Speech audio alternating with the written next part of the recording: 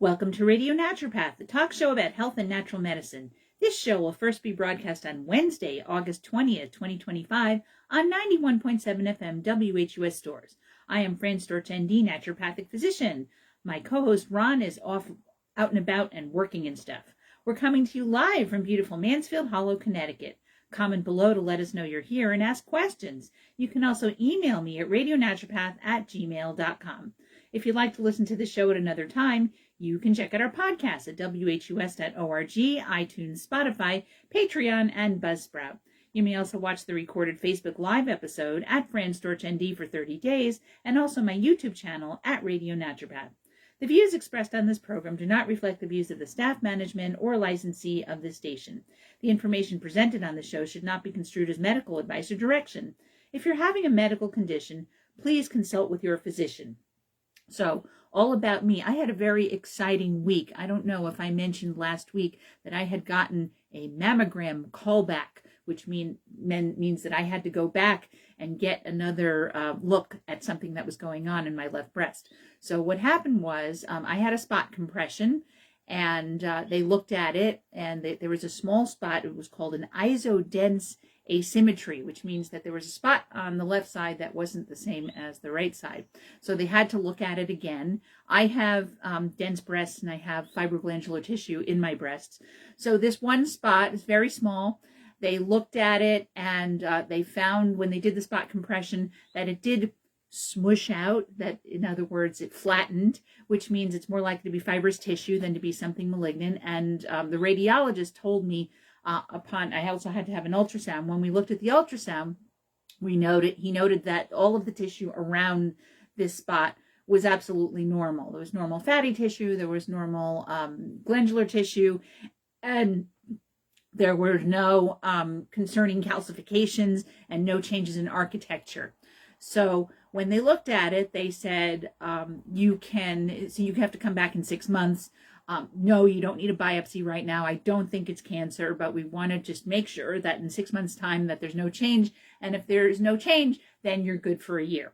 So it looks like it's good. So BI-RADS is the way that they note the level of change in breast tissue, and BI-RADS 0 or 1 is normal, and BI-RADS 3 is probably benign. It's a finding that is probably benign.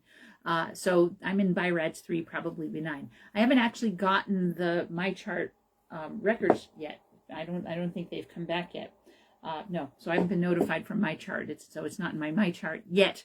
So anyway, so that's what's going on. The issue was that I had the mammogram 2.5 weeks before I was scheduled for the follow-up, and I tried to call them to see if I could get it moved up, and I was not able to make it work for a time that worked for me and them. So I had to wait 2.5 weeks to have this done. So my heart goes out to you. If you're a woman who gets a mammogram, you get a screening mammogram because you think you're doing the right thing, and you're, every year you're getting your checkup like you're supposed to, and so that they find something early. If they find something early, it's much more likely to be able to be taken care of very early. And in my case, it would have been extremely early, so that would have been good. But also, if you get called back and then you're forced to wait a couple of weeks, what they told me is that various area hospitals, that I had not waited as long as I could have if I'd gone to a couple of the other area hospitals that are not a little bit further from my home.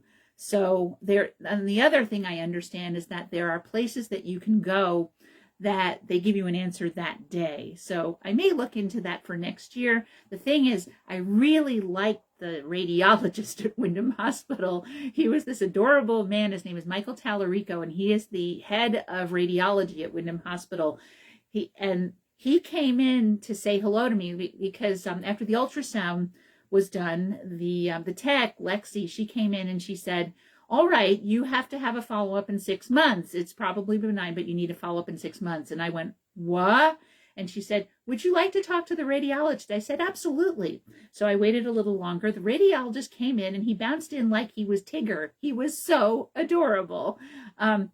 And he came in and he said, hi, I'm Mike Tallarico. I'm from the Tallaricos from upstate New York. And I said, oh, I know somebody named Tallarico who works at the Mansfield Library. That's very nice. And he said, did you know that Steve Tyler from Aerosmith's name is actually Tallarico? And I said, yes, I did know that. I looked that up, and I thought that was so funny that he changed his name from Tallarico to Tyler. So we went off about Aerosmith, and poor Lexi, who's probably in her 20s, has no idea who Aerosmith is, nor Steve Tyler. And, you know, I think this gentleman is in his 30s or 40s. So he looked like he was a fair bit younger than me, but older than her. And so we had a whole talk about the kinds of music we like, about Aerosmith, and I finally got from her that she likes R&B from the 90s, which is very cute. Meanwhile, I interrupted him and said, Doc, do I have cancer? And he says, no, I don't think you have cancer. No, you're not going to need a biopsy. And when he realized that I was medically oriented, he spent a good half hour with me giving me a lesson on what we were seeing on the ultrasound. And he explained everything to me. He explained to me all of the architecture, everything that we were seeing on the ultrasound. It was very, very impressive. And I really appreciated him taking care of me and spending that time with me. And he also said to me, if anything happens, if anything changes, you have any concerns, you call me, you get a hold of me, and you can talk to me. I was so impressed. So I had been thinking about going to another system, because this was in the Hartford healthcare system. And that really impressed me, that he was standing there able to educate me and reassure me. And so, even though I had to wait 2.5 weeks and it was very stressful, it turned out to be worth it. And in the moment, I'm mostly in the clear, and I have to go back in 6 months. So now we're just waiting on approval for my laminectomy, which I had talked to Dr. Lantner last week, and we had talked about, I agreed to do a laminectomy, and that's supposed to occur in mid-September, as long as my, I pass my pre-op physical, as well as my insurance improves it. So we're waiting for that, and I'm excited about getting that, because then I'm hoping I'll have less ongoing, intermittent pain in my leg. What's going on right now is I'm pretty good. I rode 3 days in a row. I rode my bike on Saturday about 20 miles. I rode, and then I rode on Sunday much shorter, and today much shorter as well. And I'm okay. I need to keep doing my PT exercises. That keeps me in line. I didn't sit on a boat. God bless my friend Rob for taking me on the boat. But sitting on the boat, I think, aggravated me, because it was just a lot of upright sitting, which doesn't work for me really. But yesterday I had a short bike ride. I did my PT exercises. I did easy yoga. I had a much easier day. And so I'm pretty good today. So, and I'll have to do my PT exercises later as well. So that's what's going on with that. Ron is working. He's back to work. He's back to next week. He's going to start teaching spinning at the community center. The community center's off this week, and he's back working for the town of Mansfield, his farm to families, and the registrar of voters. So he's doing well. He just gets sore at the end of the day, and he has to lie down, and he has to do ice. But he's doing very well. That's so I think we're moving right along here. It's great. Okay, so let's go back to talking about the Mediterranean diet. Why the heck is the Mediterranean diet so healthy? And we talked about we talked a bit about the Mediterranean diet last week. And ultimately, unless for some reason you really need to be on a very low carbohydrate diet, like you have seizure disorder, or it's the only way you can be at a healthy weight, or you have a lot of inflammation and you have to go on a very low carb diet. Mediterranean diet, the basis of the Mediterranean diet, if you eat in that realm, you're going to tend to be a lot healthier. So it has, that inflammation has a lot of reputation for hurting your body, but in small doses, it's good for you. It helps to fight off foreign invaders like viruses and bacteria, and then goes away once the threat is gone. But when it doesn't let up, it can lead to development of type 2 diabetes, heart disease, dementia, and cancer. A common risk factor for chronic inflammation, including age, is a high-fat, high-sugar diet. If you eat the right foods each day, it can help to keep that chronic inflammation at bay. And so the foundation of anti-inflammatory eating, it's going to shock you when I say it to you. Fruits and vegetables that are high in antioxidants, olive oil, whole grains, legumes like beans, and beans and pulses and things like that. lean protein, and food high in omega-3 fatty acids. Shocking, right?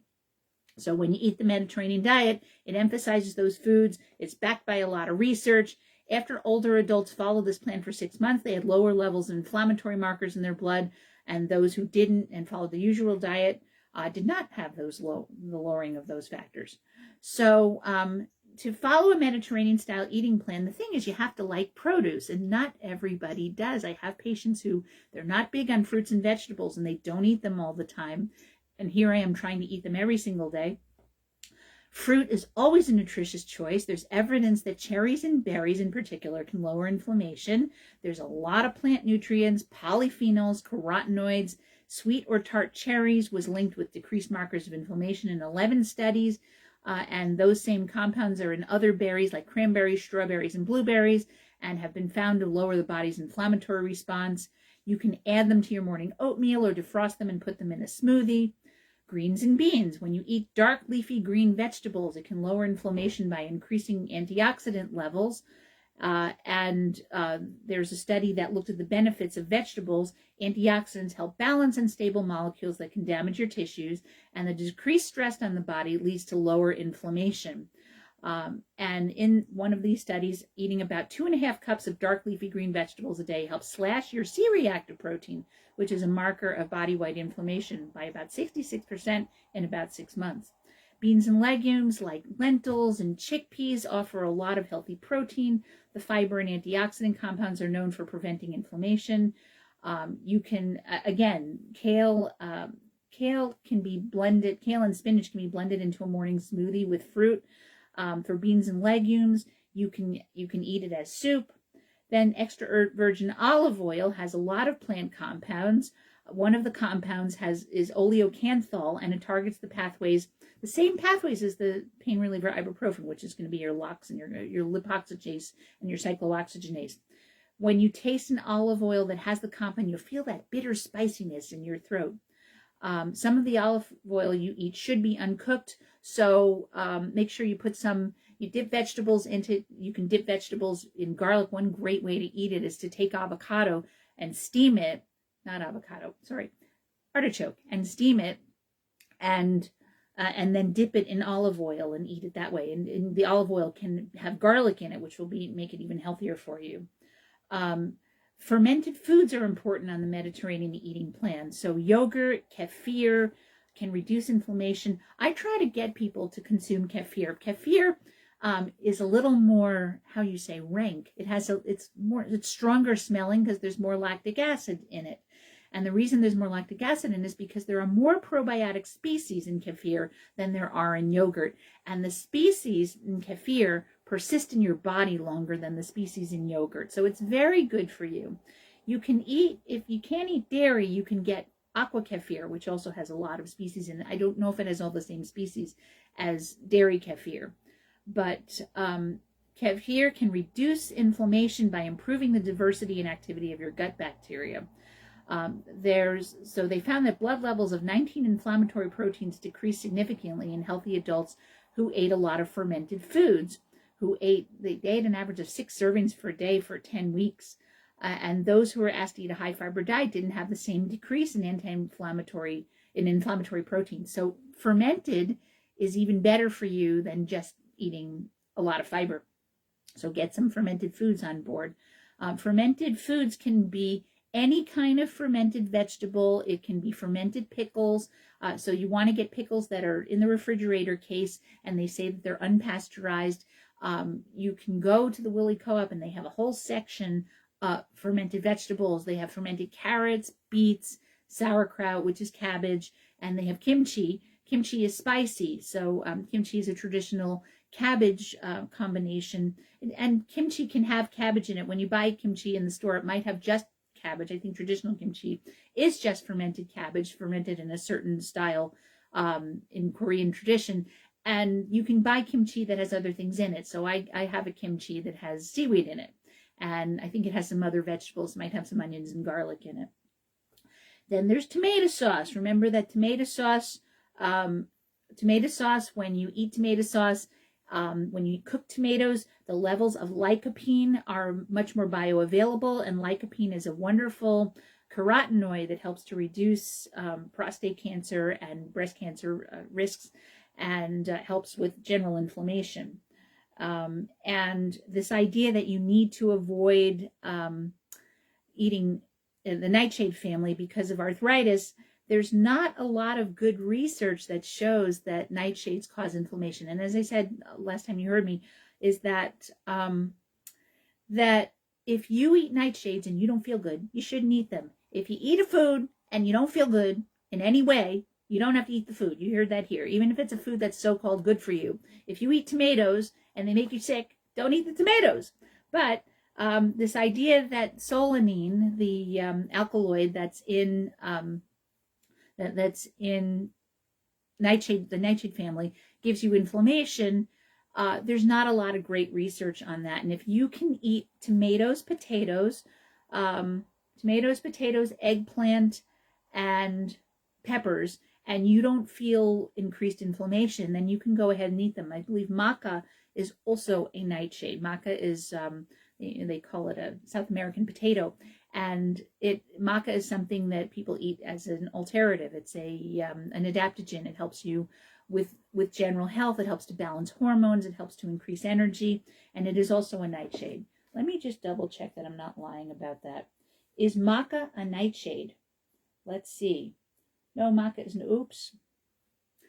Don't listen to me. Maca is not a nightshade. Maca is a cruciferous. I get that confused. I knew it's a common thing that's good for you, but maca is not a nightshade. It is a cruciferous vegetable. It is in the same family as broccoli and cauliflower and cabbage and mustard greens. So never mind. Yeah. So anyway, but the solanaceae, the nightshade family, your tomatoes, potatoes, eggplant, and peppers, if you don't feel inflamed when you eat them, you can eat them. It's just that it was Mikio Kushi who was the diet that he promoted. He said people should not eat nightshades because they're not good for you. Again, if you eat nightshades and you don't feel good, you don't have to eat them. It's the macrobiotic diet that he recommended. In macrobiotics, you don't eat nightshades. So fatty fish, oily fish like salmon, sardines, mackerel, and anchovies have a lot of omega-3 fats.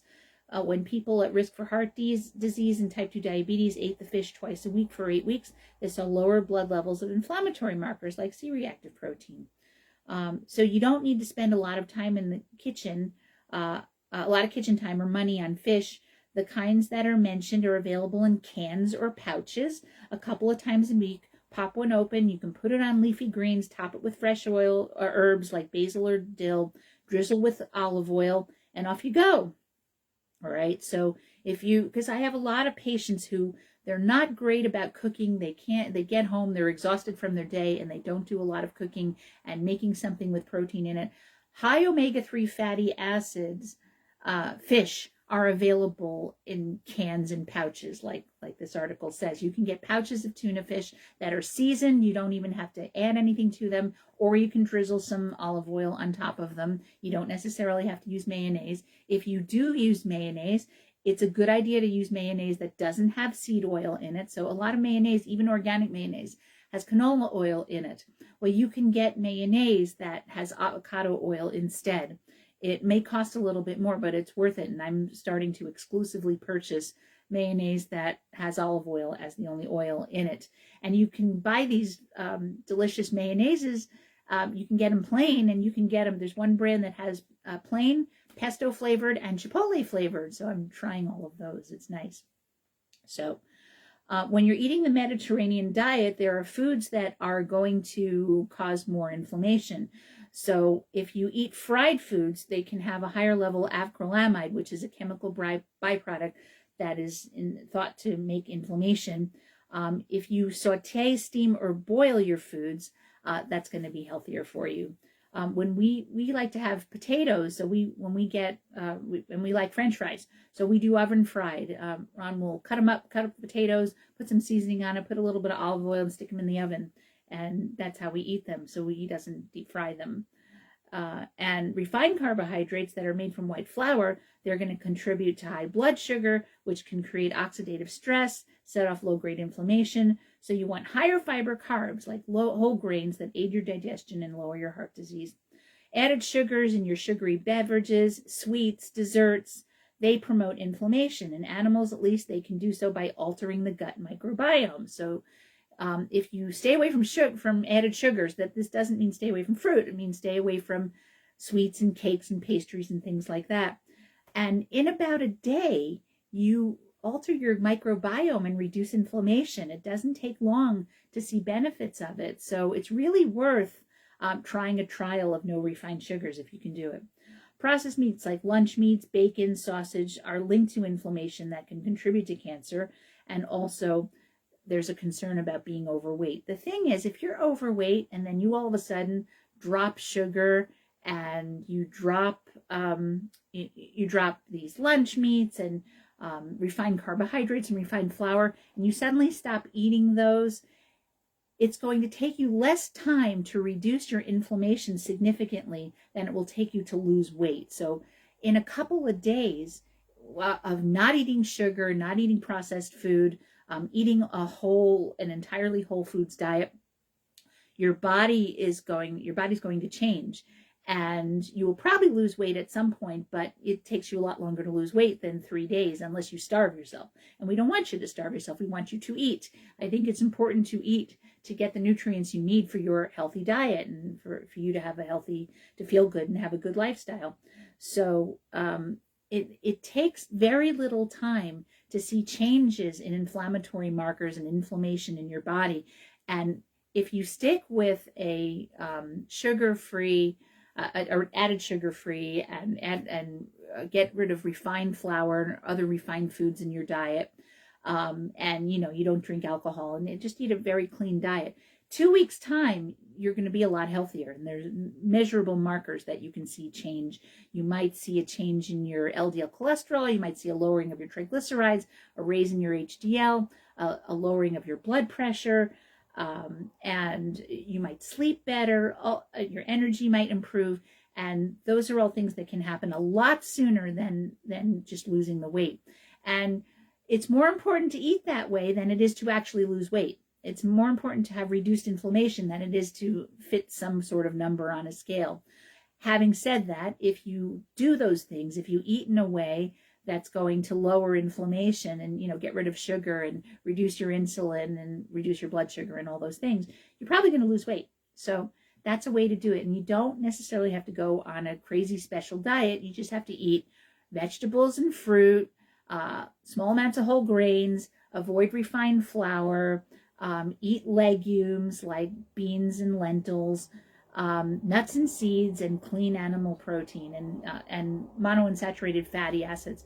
So, the things that have monounsaturated fats are technically fruits. So avocado and olives are technically fruits. They grow from a flower, and then they produce these wonderful monounsaturated fats that are really good for you. So Ron and I eat a lot of avocados. He buys so many avocados, and he eats 1 or 2 avocados every day. I don't eat as many avocados as he does, but when he makes salad, he throws half an avocado in my salad. So on salad days, I have half an avocado. And right now, we're having salads almost every night because the leafy greens are tremendous right now. On the nights there's rare nights that we don't have salad. We often don't have salad on burger night because we're having a big piece of protein and it's just too much. So on burger night, we have put vegetables on our burgers. So there's pickles and a little ketchup and good mayo, and lettuce and tomato go on the burger. And then we have our oven fries. And then and most other nights we will have salad, and we'll have salad with protein. Last night was salad with barbecued chicken breast, and that's what we had. And then some nights we have stir fry, and the stir fry is going to have a green like a bok choy, peppers, carrots. It'll be sauteed in virgin coconut oil or olive oil, and sometimes broccoli, and then some kind of protein, which usually is chicken breast. Sometimes it's shrimp. And we don't do a lot of red meat. Ron will eat a beef burger, and I stopped really feeling like eating beef since the pandemic, since I had the vaccines. It's made it harder for me to deal with beef. So when I have a burger, I have a turkey burger. So, and turkey agrees with me very well, probably because I was born on Thanksgiving. Who knows? but turkey is lean and it's high in protein and it's very digestible. I like that it's slightly gamey tasting. So anyway, so that's the Mediterranean diet for you. All right, so we want you to get outdoors. So let's talk about why forest bathing is good for you. I've talked about why being outside is good for you for many times, but let's talk specifically about forest bathing and how it's good for you. We've had a long heat spell where I think yesterday it was up to close to 90. It was mid 80s. It was very hot yesterday, and now we're having a spell. There's a cold front coming down from Canada right now, and so it's very refreshing. And we have Hurricane Erin coming up, and it looks like Hurricane Erin is not going to take any direct hits on the east coast of the United States, but it is going to cause rip currents. So if you're going to the beach, be careful of rip currents. Pay attention to the flags and the signs and what the lifeguards say, and follow instructions. If you go in the water, you swim across the tide of the rip current. And if the rip current's really bad, maybe don't go in. Just go enjoy the water. Maybe go in up to your ankles and don't dunk yourself in the ocean because you don't want to be taken away by a rip current. Somebody passed, Malcolm Jamal Warner, who is the guy who played, he was in the Bill Cosby show. He passed in the last month, and it was because he got caught in a rip current, which is just awful. What a way to go. He's on a family vacation and he got caught in a rip current. So we don't want that to happen to you. So Erin is sending us rip current, so be very careful. Meanwhile, we're having some cooler weather this week where it's going to be in the 70s for a number of days. I think we're not going to see 80 again until the end of the week and the weekend, and maybe not so high in the 80s. And so we had the air conditioning on for many days in a row, and we're finally able to turn it off and open up the house. And I much prefer that when it's in the 70s and it's you get the nice fresh air in the house. I like it when it's a little bit hot and I get to go swimming. And I thought that Bicentennial Pond was done for the season, but it's apparently it's not, because I spoke with the lifeguard yesterday, and she said that I'm scheduled to be here for the next couple of weeks. So maybe it's going to be open longer than I thought, which is great. So I might go back to Bicentennial Pond. Anyway, so why is forest bathing good for you? It's good stuff. So it's a Japanese art of forest bathing. It can improve focus, lower your stress. In Japanese, it's known as Shinrin Yoku. It's a mindfulness practice that involves immersing yourself in nature. And this practice is decades old. And there's research that shows that spending time in nature can help lower your stress levels and improve your focus.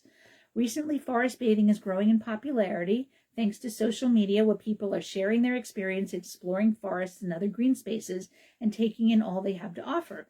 Many videos are on TikTok with the tagline #forestbathing. So go check that out if you're into TikTok. You can look at what people are saying about doing their forest bathing. Users say they've seen an improvement to their mental health.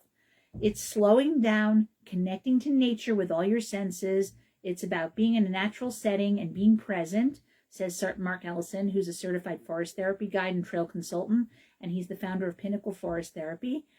Key things are to find a place where you can spend some time uninterrupted and notice the things that are around you.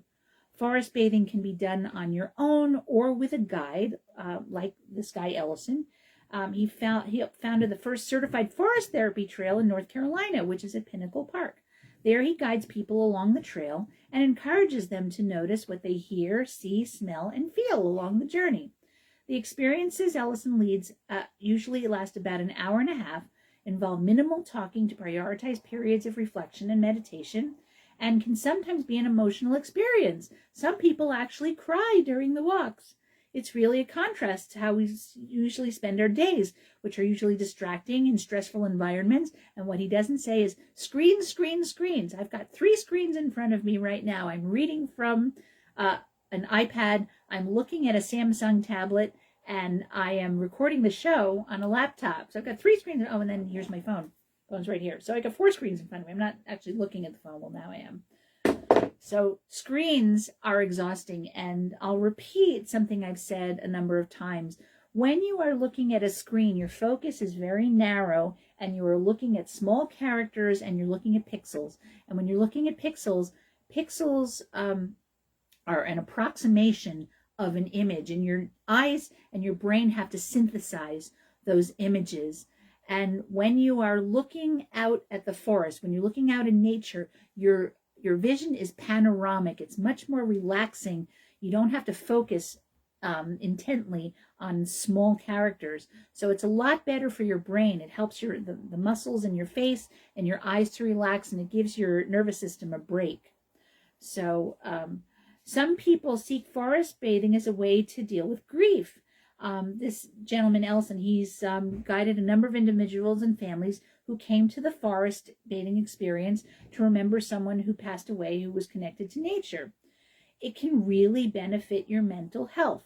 When people spend more time in nature, it can have great benefits on how they feel. One of the key things about forest bathing and how it supports mental health is that through our senses, it helps us to calm down. We're always in a hurry. We're always connected to technology in our homes, and so it's disconnecting from that. Elson encourages people who forest bathe to turn their phones off or put them on silent if they feel comfortable doing it. Avoid the temptation to take pictures and check social media and those sorts of things.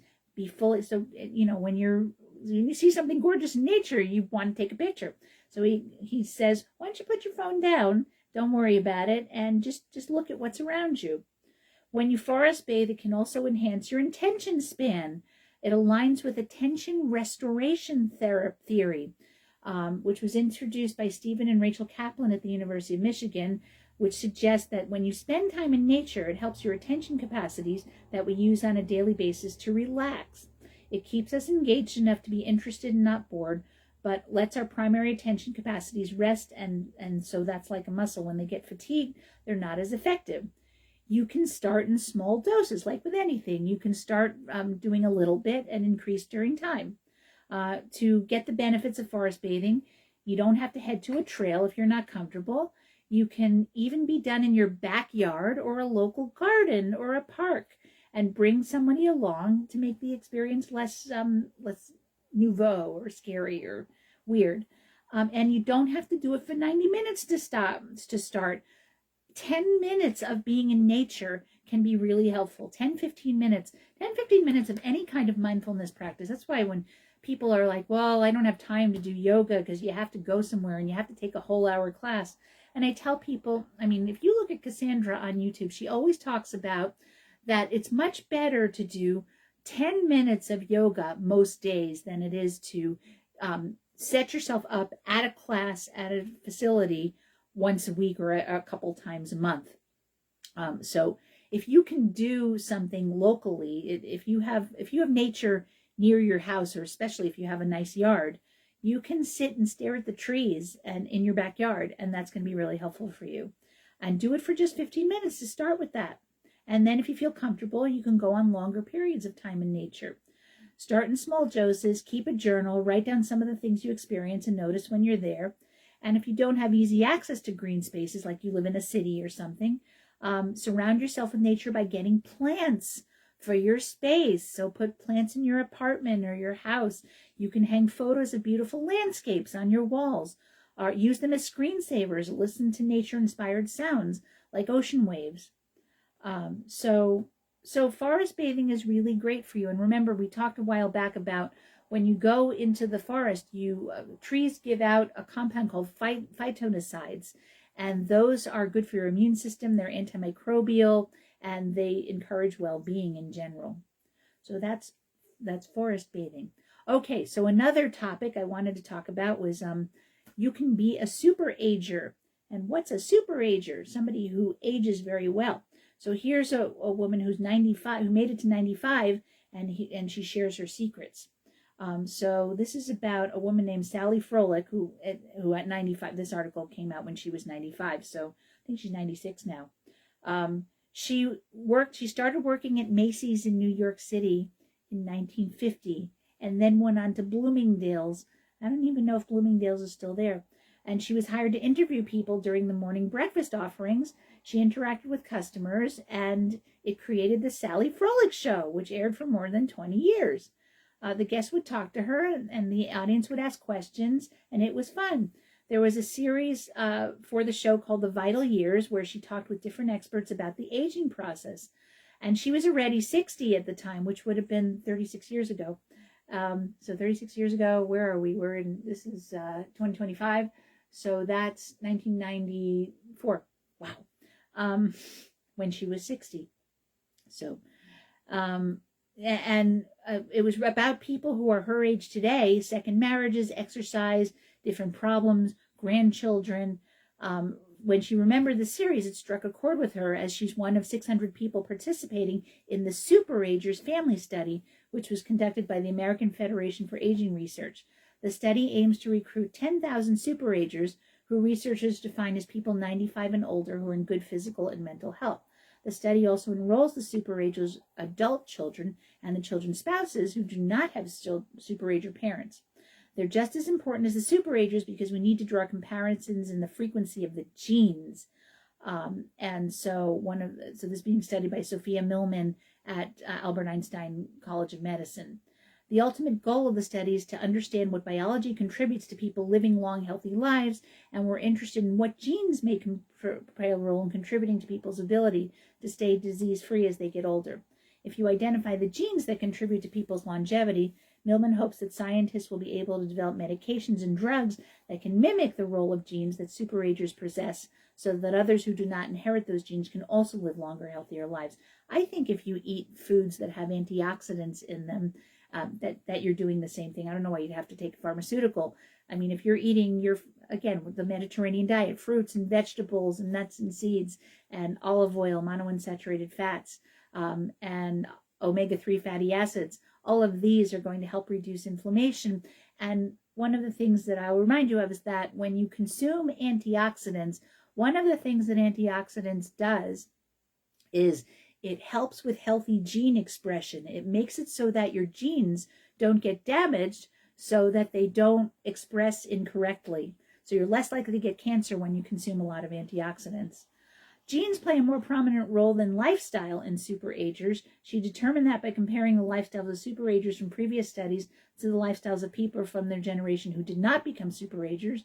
We found that they had very similar lifestyles. They didn't differ in smoking, tobacco, or alcohol use, or in their diet or exercise, so there are really no differences, and yet a small group achieved superager status and another group did not. So lifestyle does still matter for longevity despite your genes. While more Americans are living longer lives than past generations, only about 0.1% live to be 95 or older, mostly due to genetics. For the other 99.9% of the population, she said lifestyle habits can help stave off age-related diseases like diabetes, heart disease, and cancer.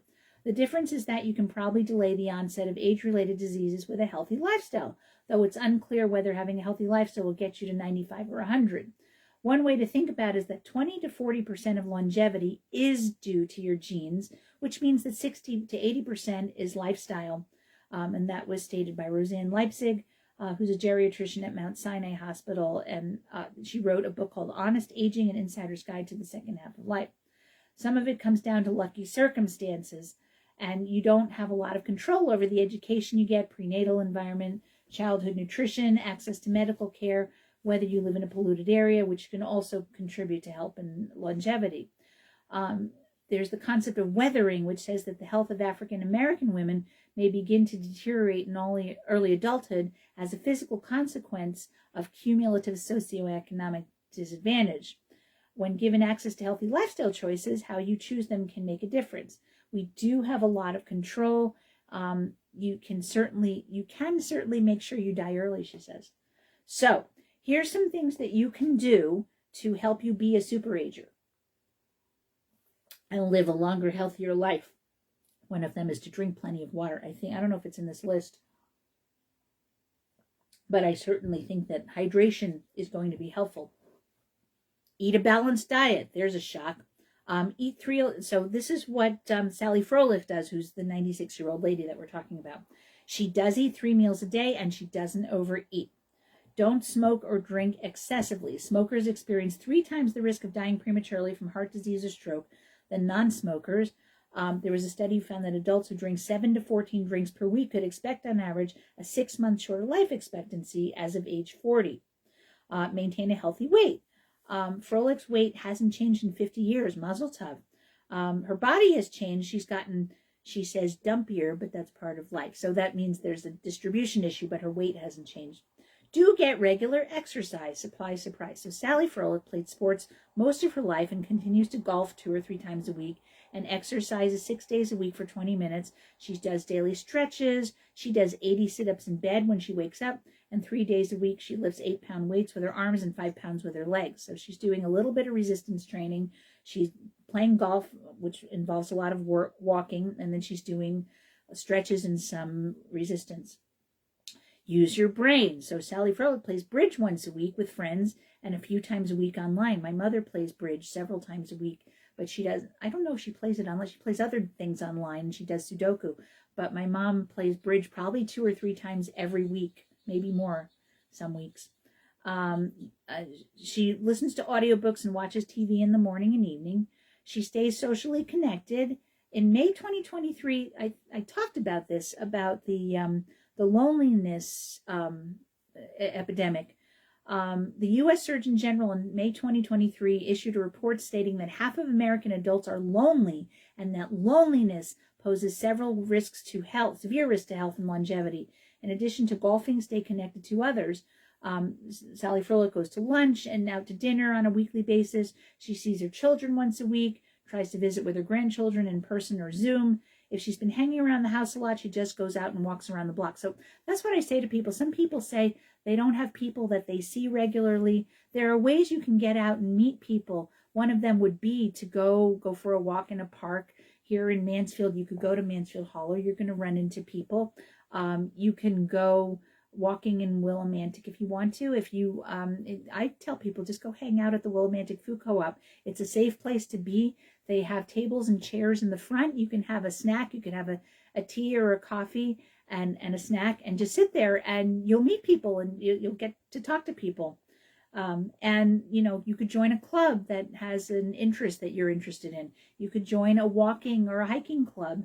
And again, it doesn't have to be very long walks or hikes, but, you know, there might be a mall walking club or a club that goes and walks out at a local park. Find joy. So Sally Froelich feels lucky to be alive in her 90s and says it's important to do what you want to do and make you happy.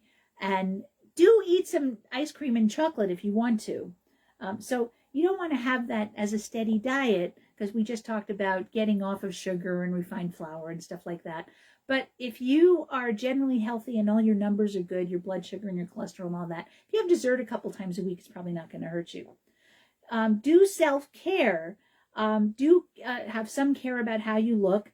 Do your hair, get your nails done, keep looking nice. And if you have somebody that tells you if you have a spot on you or anything is off, that's a good thing too. And then think about aging as a good thing.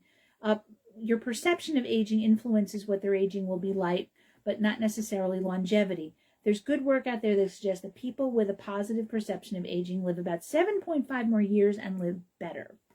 The bottom line, when you live to be a superager, it's not necessarily in your genes, but as people age, disability and disease are not a given. There are many people who remain healthy and independent and have a good quality of life as they get older, so we shouldn't conflate aging with disease and disability. Superagers give hope for discovering the secret to aging well, and we hope the research will help us all live longer, even if we're not that 0.1% of the population who inherit the genes. Now, there was a link here to a study about superaging. Yeah, the Superagers Family Study. Let's see what this says. You can join the Superagers. Okay, this is the Superagers. This is about how to join it. So you can join the Superagers Family Study if you want to. There's a link here. So just, I would put in your search engine Superagers Family Study, and it will take you to a link where you can join it. So they can study you. All right.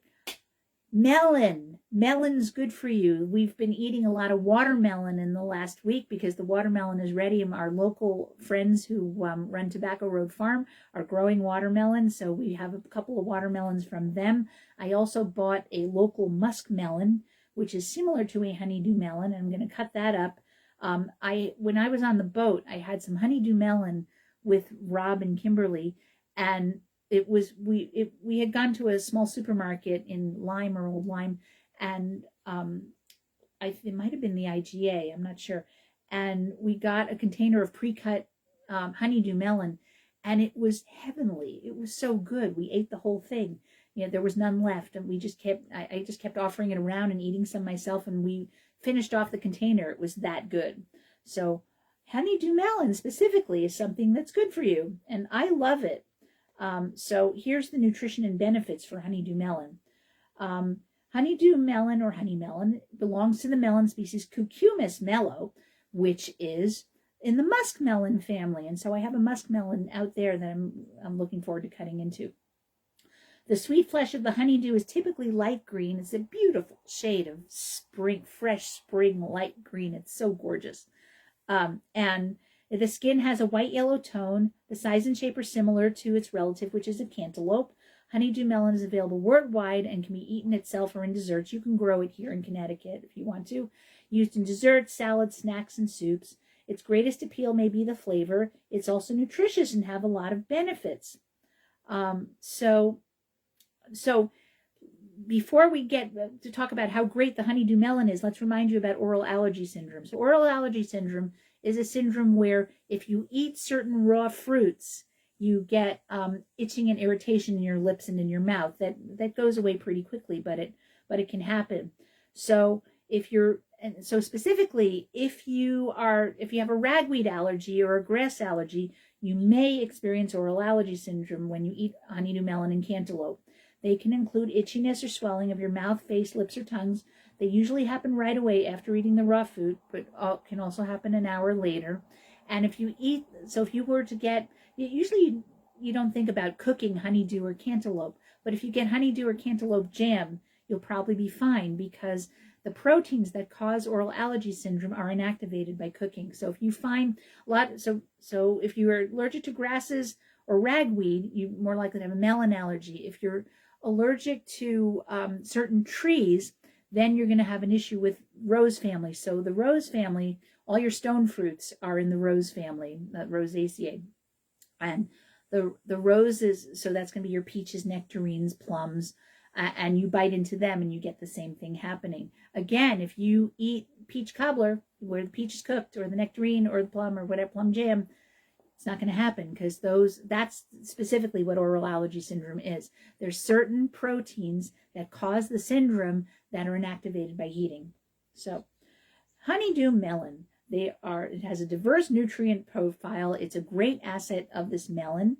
A 1 cup serving has about 62 calories, which is good for a serving of fruit.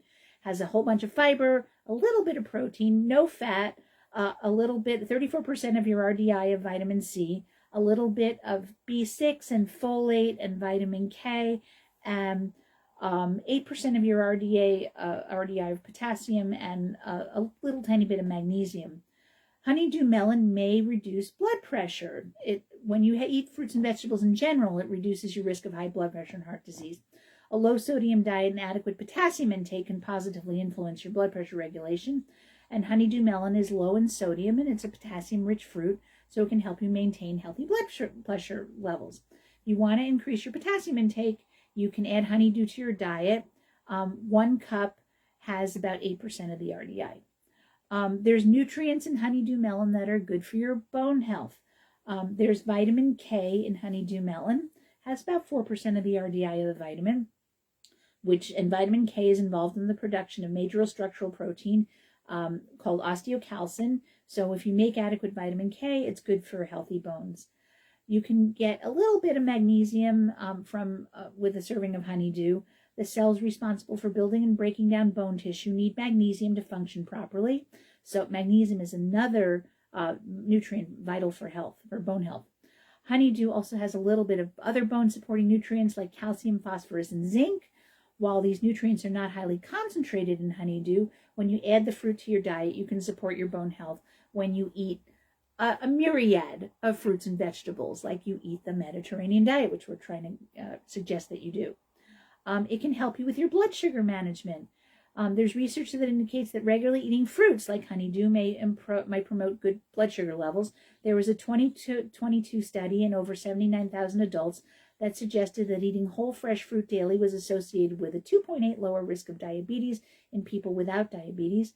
And a larger but older study from 2017 in 500,000 people found that those who consumed fresh fruit daily were 12% less likely to develop diabetes than those who rarely ate fruit. And those participants who already had diabetes at the beginning of the study, when they added fruit at least 3 times a week, it led to a 13 to 28% lower risk of experiencing diabetes-related health complications with a 17% lower risk of premature death. So if you eat fruit, you're less likely to die. This is very nice. Honeydew melon has carbs that can raise your blood sugar temporarily, but it also has fiber and other nutrients that ultimately help you to improve your blood sugar regulation. Honeydew has electrolytes and water. When you think of hydration, water is probably the first thing that comes to mind. Your body needs more than that to effectively and properly hydrate. It also needs electrolytes. Honeydew is about 90% water, contains electrolytes like potassium, magnesium, sodium, and calcium. The combination of water and nutrients makes honeydew great for hydrating after workout, illness, or just throughout the day. It can help support healthy skin. There's a lot of vitamin C in honeydew. And there's vitamin C, and there's water, and there's fiber. There's a bunch of things that can help you with your skin. Adequate C intake is necessary for the proper production of collagen, which is a major structural protein that's vital for repairing and maintaining skin tissue. Because vitamin C is a powerful antioxidant, some research indicates it may protect your skin against sun damage. Honeydew is an excellent source of vitamin C. 1 cup provides about 34% of your RDI. You can get vitamin C from various foods. Honeydew is one way to quickly meet your needs and promote your skin health. It can also help to support your immune system because of the vitamin C. And so the human immune system is complex. It requires a lot of nutrients to function properly, and vitamin C is a critical component. Adequate dietary vitamin C can reduce the length and manage symptoms of some respiratory and systemic infections like pneumonia and the common cold, and may also help prevent other health conditions like cancer or cardiovascular disease. 1 cup of honeydew has, as we said, 34% of the RDI. So it can help with proper digestion because of the fiber and the water that's in it. Adequate fiber helps to slow your blood sugar response, promotes bowel regularity, and promotes the growth of healthy bacteria. A single cup of honeydew provides about 1.4 grams, or about 5% of the RDI for fiber. Though many other fruits contain more fiber per serving, honeydew can still contribute to your daily fiber intake.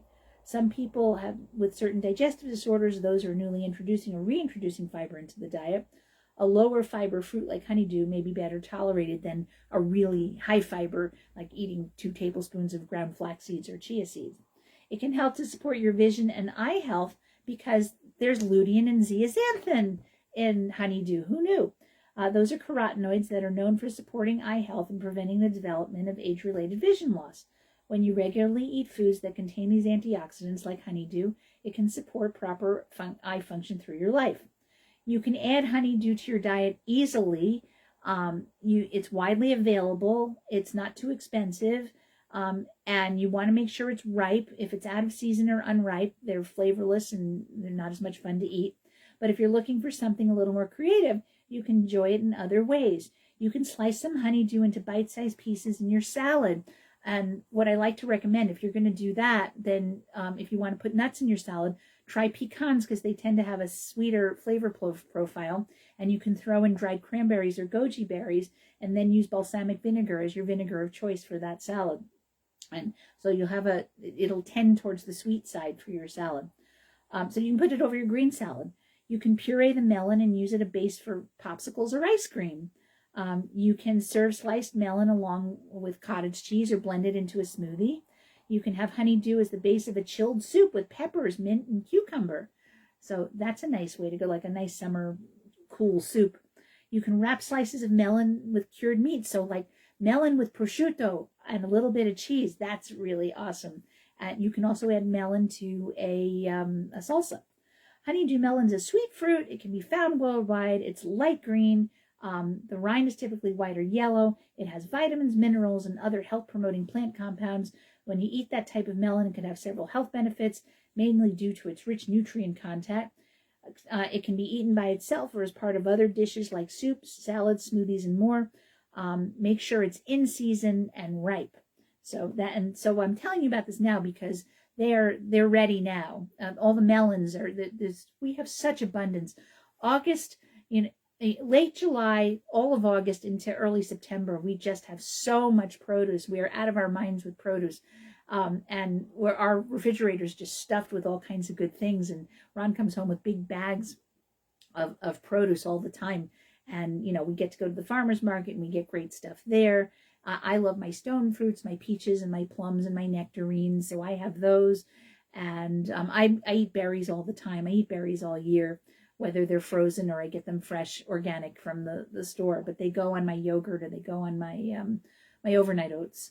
So I'm big on them all the time. Right now we're eating more melon because we've got cut up watermelon. I haven't cut up the honeydew because we have so much watermelon. So I'm trying to see, at some point I'm going to have to cut the honeydew and get it in the fridge. So I may have to do that sooner rather than later. Anyway, so please enjoy your melon and melon flavored things. All right. Okay. So I had a series of supplements that may help with fat loss. And so I wanted to talk about those. And so I'll go through them maybe once a week. We'll go through about one a week after talking about the other things. I only have about a minute left. So maybe it would be a good time to, we'll start talking about some of those supplements next week. All right, so I'm going to let you go because it's about that time. You have been listening to Radio Naturopath, the talk show about health and natural medicine. I am Fran Storch, ND, naturopathic physician. You can email me with questions and comments at radionaturopath@gmail.com. If you'd like to listen to the show at another time, you can check out our podcast at whus.org, iTunes, Spotify, Patreon, Buzzsprout, and YouTube. You may also watch the recorded Facebook Live episode at Fran Storch, ND. The views expressed on this program do not reflect the views of the staff, management, or licensee of the station. The information presented on the show should not be construed as medical advice or direction. If you're having a medical condition, please consult with your physician. Thank you for listening to Radio Naturopath, your show where you can learn about the best of science and nature. We'll be back with more Radio Naturopath next week at 91.7 FM, WHUS stores, and WHUS.org. Thanks for listening.